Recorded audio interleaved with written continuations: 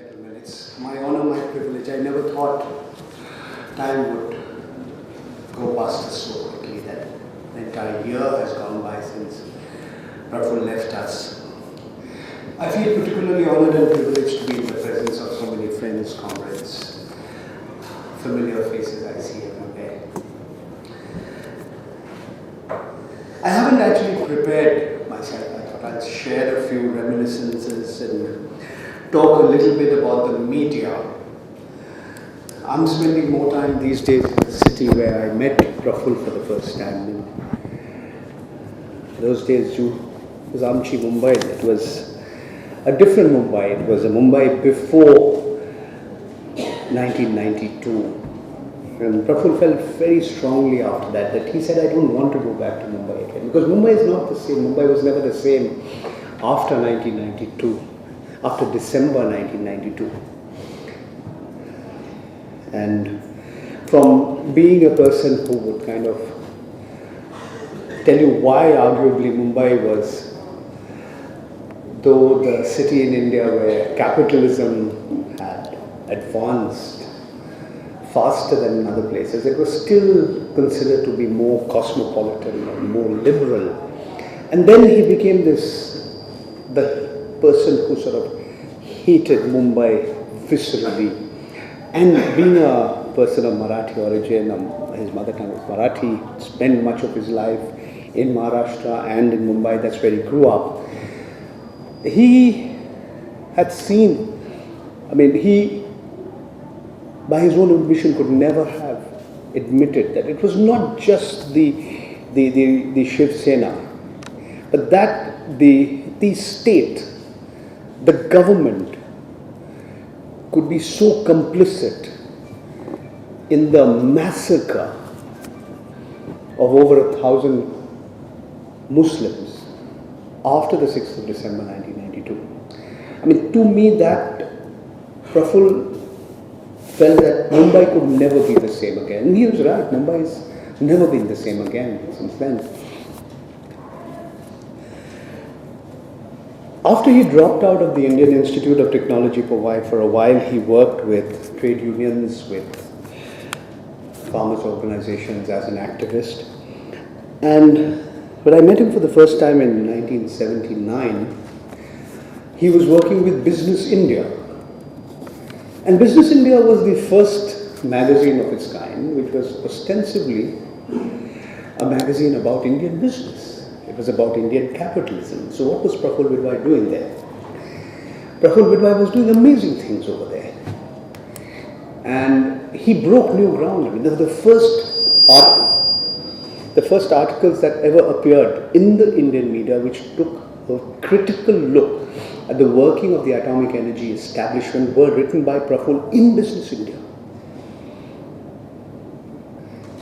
Yes, Ashok Advani, the publisher of Business India, was a firm believer in the virtues of free enterprise capitalism, but he allowed Praful, gave him that space.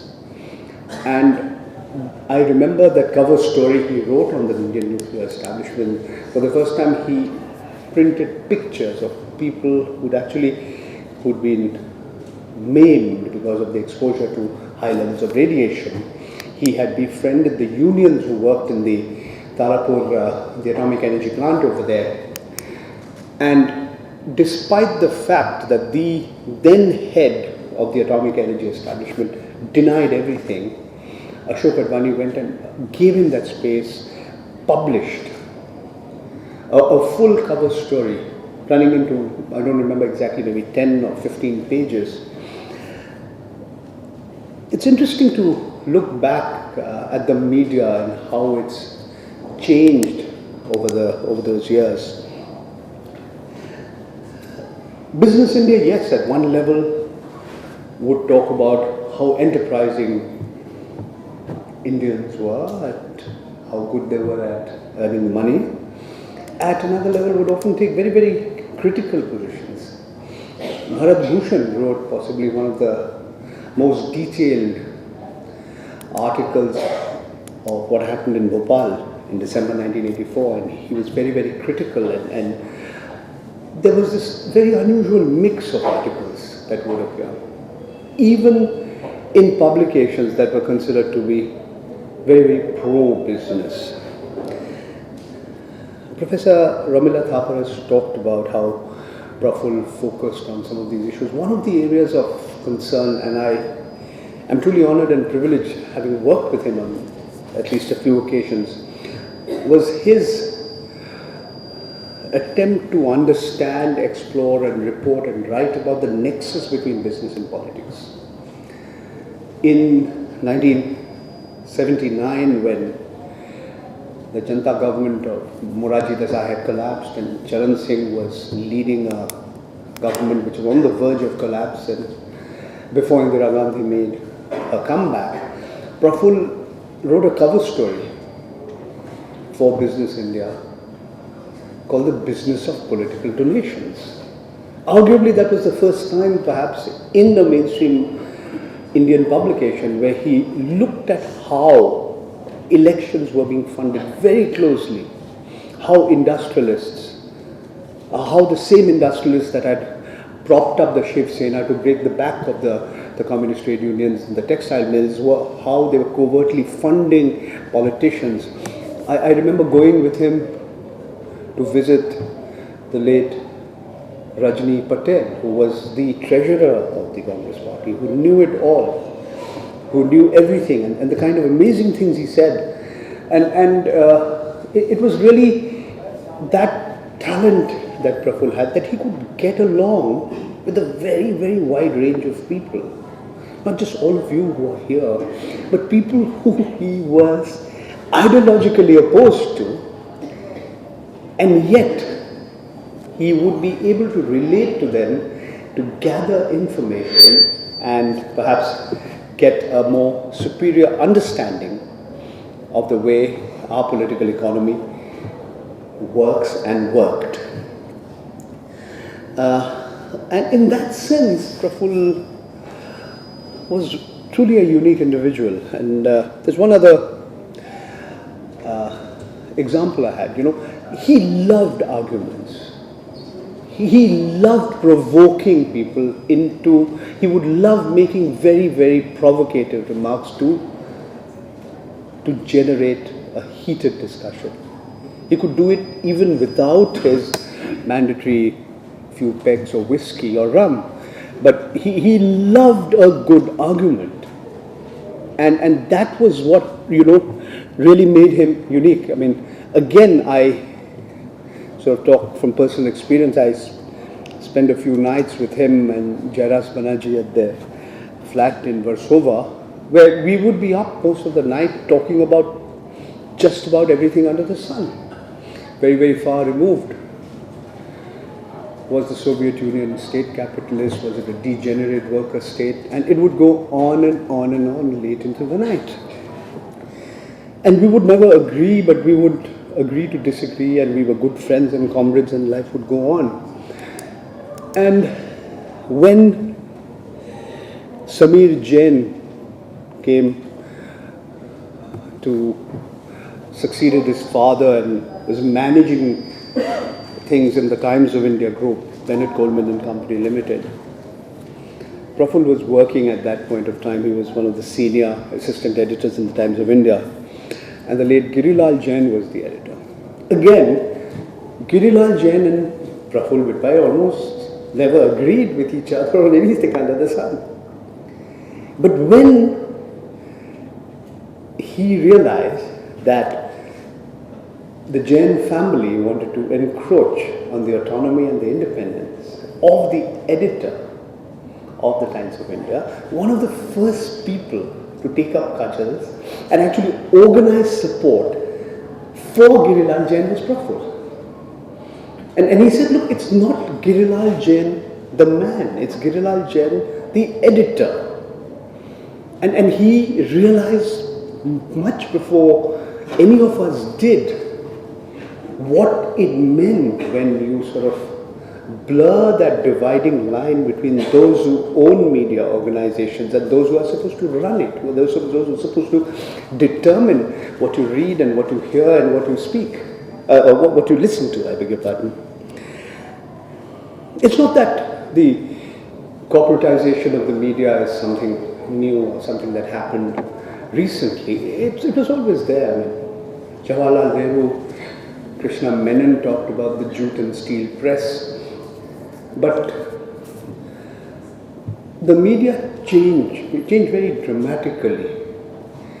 And the owners of the media not only were using their interests in the media to further their interests in other segments of industry, what was new was that the media itself became a huge industry. And the profits generated from the media enabled the promoters and owners of media organizations to diversify into a vast range of completely unrelated businesses, from coal mining to power generation to making chemicals and fertilizers, and above all, real estate. The fourth estate is real estate. And Praful was very, very critical, and he found that the fact that he was critical not just of, the state of the world or the state of this country, but he was very, very apprehensive of what was the implications of what was happening in the media and its implications for the polity, for society and for the economy. So the crisis in the media, I remember, was something he was not just able to anticipate and comment on, he would be very vociferously commenting on it. I mean, he wrote some amazing things about the influence of Murdoch, for instance. When in the UK, in London, Murdoch had to shut down a publication which was over a century old, News of the World, Praful was able to use that occasion to give an amazing commentary on what it meant for the media. He was able to anticipate what the coming of the internet meant. At one level, it gave you an opportunity, or it gave people an opportunity to put whatever they wanted for the whole world to hear and to listen and to read. At another level, it also was like that double-edged sword. It provided you huge amounts of trash and huge amounts of pornography that came with it. And the fact that with the recession, the slackening of support, the advertising support, it coincided and therefore created its own set of financial crises in the media. And how as media organizations became more and more concerned about the reader, the listener and the viewer as a consumer and not as a citizen. The disappearance of writing and commentary and analysis of entire sections or entire aspects of life, whether it be the state of workers, the state of farmers, those who worked on the fields, women, and once upon a time, mainstream newspapers everywhere had people who would regularly report. There were reporters on the labor beat, on the agriculture beat, on the healthcare beat, and they became a kind of vanishing species, which people like Praful lamented, and rightly so. The book which he wrote was posthumously published, The Phoenix Moment, in a sense was his contribution which will live with all of us for a long, long time, as long as we are alive on the planet.